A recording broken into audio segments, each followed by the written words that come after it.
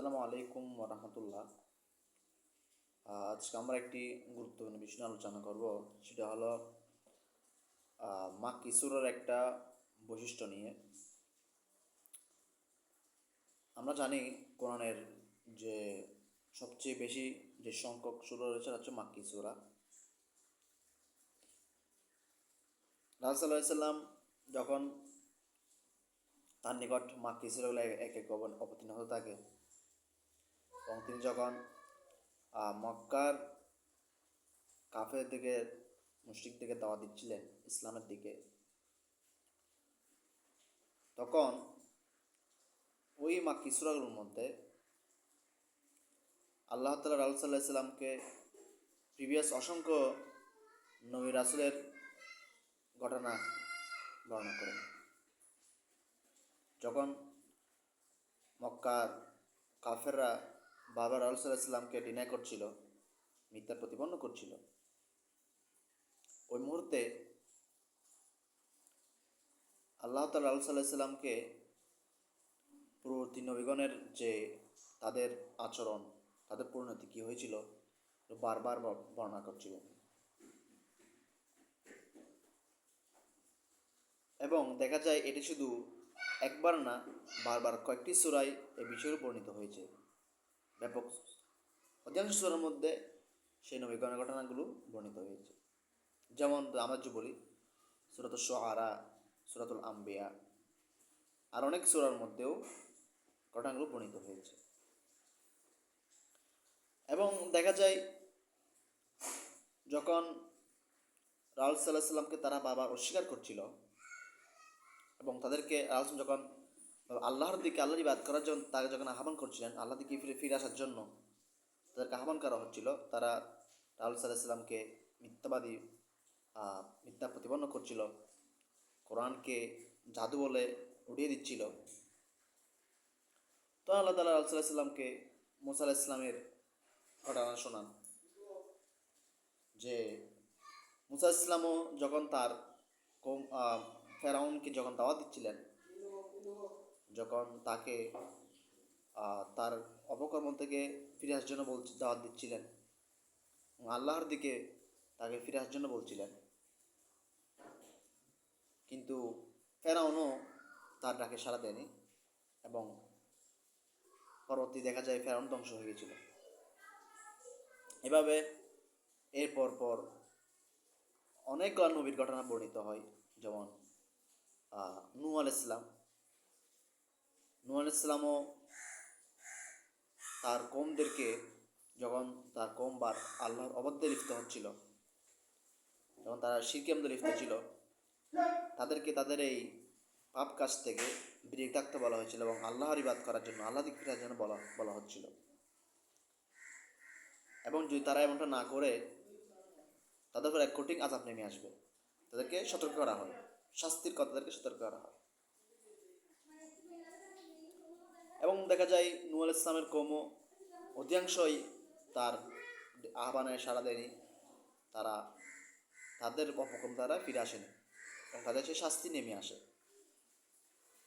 তারা ধ্বংস হয়ে যায়।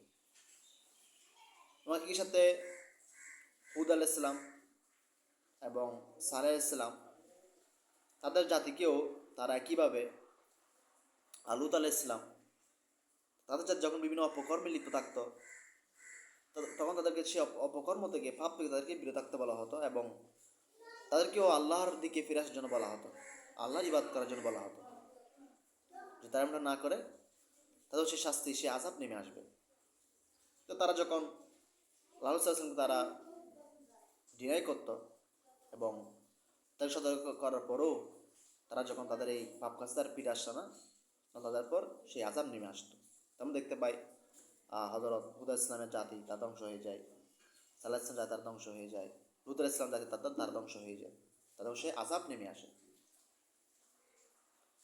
তো এই ঘটনাগুলো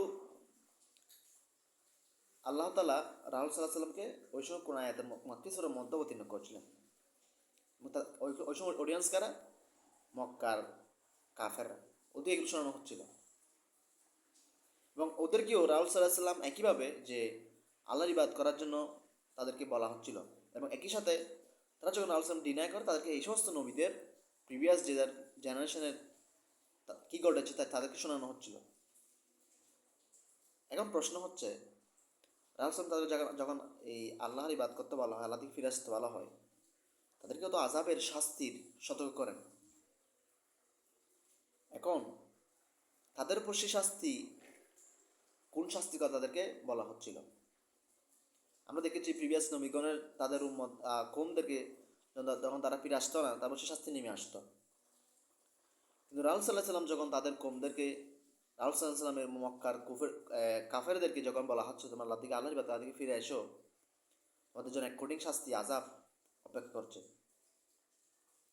কারণ তারাও সেই আযাব শাস্তি বারবার চাইতো, যে না আমাদের সেই শাস্তি আসুক, তারা এমনটা কামনা করতো। এই শাস্তি আমরা অনেক দেখতে পাই বদর মধ্যে একটা ঝলক, তাদের যে ধ্বংস হয়েছিল অনেক কাফেরই, সেটা বদর যুদ্ধে একটা ঝলক দেখতে পাই। কিন্তু যে সে আলটিমেট শাস্তি এবং আযাব, ওটা কিন্তু এখনও আসেনি। টুডেই এখনও তো বিশ্বে বর্তমানে যা আল্লাহকে ডিনাই করে, আল্লাহকে বাদ দিয়ে অন্যান্য কিছু ইবাদত করে, তাদের উপর সেই শাস্তি কি নেমে আসবে? এখানে মূল পয়েন্টটা হচ্ছে সে শাস্তি আসলে কোনটা? ওই শাস্তি হচ্ছে কিয়ামত দিন আসবে। রাসূল সাল্লাল্লাহু আলাইহি ওয়াসাল্লাম তাদেরকে বারবার যে সেই শাস্তির কথা বলা হচ্ছিল, এবং সেই শাস্তির ব্যাপারে তাদেরকে সতর্ক করা হচ্ছিল আযাবের ব্যাপারে, যেটা জাহান্নামের শাস্তি, যার সূচনা হবে কিয়ামতের মাধ্যমে।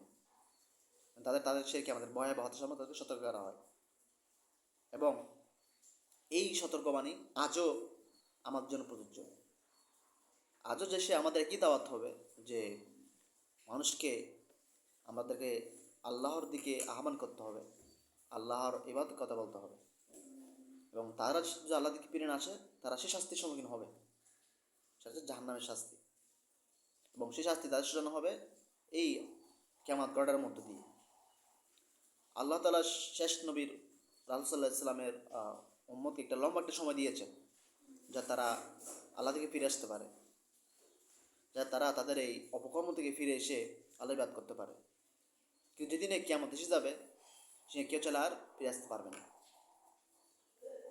কারণ ওইটাই হবে আলটিমেট শাস্তি, যেখানে আর কোনো সুযোগ নেই ফিরে আসার জন্য, যেখানে আর কোনো সুযোগ থাকবে না যে সে তওবা করে আবার ইসলামে আসবে বা আল্লাহর ইবাদত করা শুরু করবে।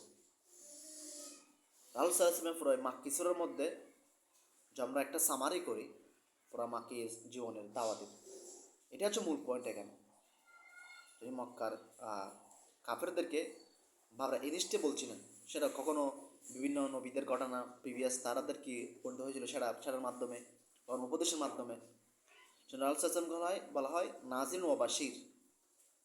নাজির বলতে সতর্ককারী, কি সতর্ককারী? সেই শাস্তি, সেই আযাবের।